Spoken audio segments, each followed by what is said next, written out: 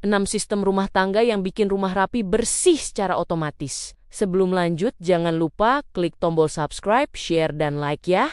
Makasih. Dan kita lanjut sekarang. Halo Bu Ibu semua. Semoga sehat dan bahagia terus ya. Rasanya ingin sekali menangis di pojok dapur kalau melihat rumah yang baru saja dibereskan, 5 menit lalu tiba-tiba berubah jadi kapal. Pecah lagi gara-gara anak-anak main perang-perangan pakai bantal sofa. Ibu pasti merasakan bagaimana lelahnya jadi kurir barang di rumah sendiri yang kerjanya cuma memindahkan barang dari lantai 1 ke lantai 2 atau dari meja makan ke dapur tanpa henti. Apalagi sekarang tren rumah minimalis estetik makin menjamur di media sosial yang membuat kita sering merasa gagal jadi ibu kalau rumah tidak terlihat seperti museum yang steril dari debu. Padahal menurut sebuah artikel kesehatan mental keluarga, rumah yang berantakan secara kronis bisa meningkatkan level stres ibu sampai 2 kali lipat.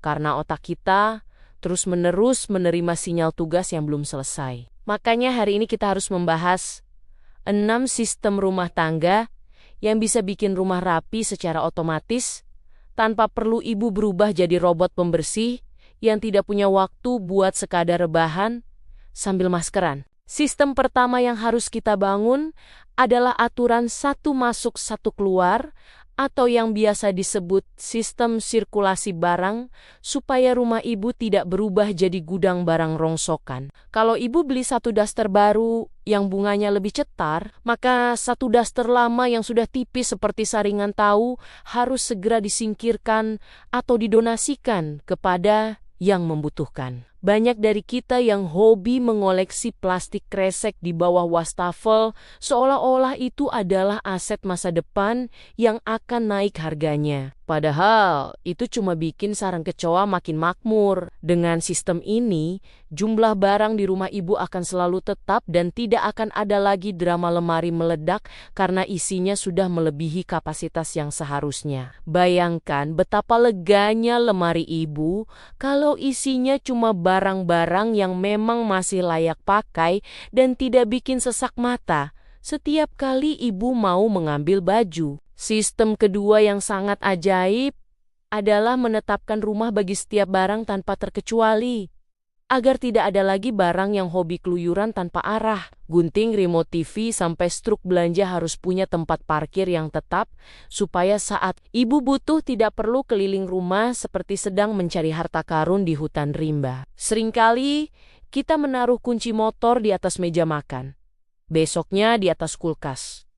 Lalu lusa kita panik sendiri menuduh anak yang menyembunyikannya, padahal kita yang pikun. Kalau setiap barang sudah punya alamat yang jelas, tangan kita akan bergerak otomatis menaruhnya kembali ke tempat asal tanpa perlu mikir keras seperti mengerjakan soal ujian matematika. Rumah yang rapi itu sebenarnya cuma soal barang-barang yang sudah pulang ke alamatnya masing-masing setelah selesai digunakan untuk aktivitas seharian. Sistem ketiga yang tidak boleh ditawar adalah rutinitas beberes 1 menit yang dilakukan setiap kali ibu melihat sesuatu yang tidak pada tempatnya saat sedang berjalan. Misalnya saja saat ibu mau ke kamar mandi dan melihat handuk tergeletak di lantai. Langsung ambil dan gantungkan kembali tanpa perlu menunggu jadwal kerja bakti hari Minggu. Jangan biarkan tumpukan cucian piring menanti sampai setinggi Gunung Semeru, karena rasa malas yang numpuk itu jauh lebih berat daripada piringnya sendiri. Sistem ini melatih kita untuk sigap dan tidak membiarkan kekacauan kecil berubah jadi bencana besar yang butuh waktu berjam-jam untuk dibereskan. Ibu akan kaget melihat betapa rumah tetap terlihat layak huni hanya dengan tindakan-tindakan kecil yang dilakukan secara otomatis sambil lalu saja. Sistem keempat adalah manajemen zona bebas barang yang harus kita sepakati bersama seluruh anggota keluarga, terutama suami dan anak-anak yang biasanya jadi sumber kekacauan utama. Tentukan 1 area, misalnya meja makan atau sofa ruang tamu. Yang tidak boleh ada satupun barang tergeletak di sana lebih dari 5 menit. Kalau ada tas sekolah atau kaos kaki yang mampir di zona ini, segera berikan sanksi lucu-lucuan atau minta pemiliknya langsung memindahkan ke tempat yang seharusnya. Ibu bukan asisten pribadi mereka yang harus selalu siap siaga,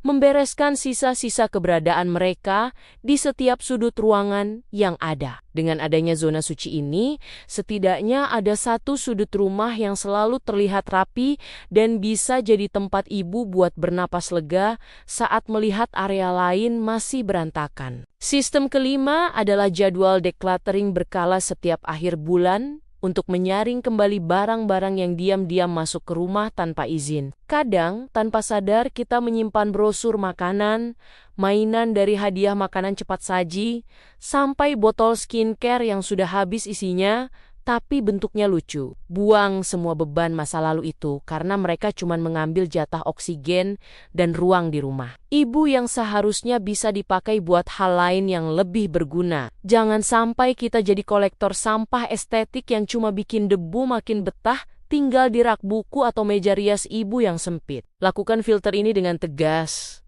dan jangan pakai perasaan kasihan.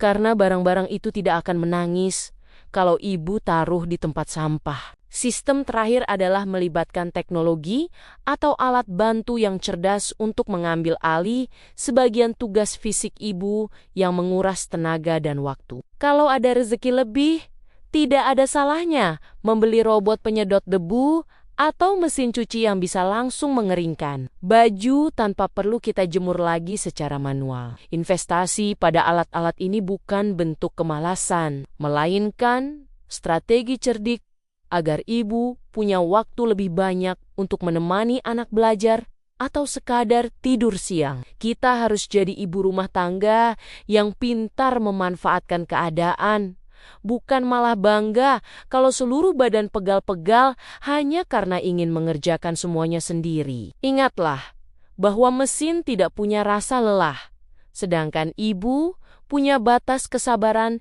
yang bisa habis kalau terus-menerus dipaksa bekerja bagai kuda. Kesimpulan dari semua sistem ini adalah rapi itu bukan soal bakat atau turunan, melainkan soal kebiasaan yang dipaksakan sampai akhirnya menjadi otomatis. Memang kita sering merasa paling sibuk sedunia, sampai lupa bahwa rumah yang kacau adalah cerminan pikiran yang juga sedang tidak beraturan. Mari kita sedikit mengkritik diri sendiri yang kadang lebih rajin scroll media sosial daripada menaruh kembali gelas bekas kopi ke dapur setelah selesai diminum. Perubahan besar selalu dimulai dari langkah-langkah kecil yang konsisten dilakukan setiap hari tanpa alasan yang dibuat-buat. Ibu harus optimis bahwa rumah yang bersih dan nyaman itu bukan cuma milik orang kaya yang punya banyak art, tapi milik kita semua yang mau berusaha membangun sistem. Optimisme adalah bahan bakar utama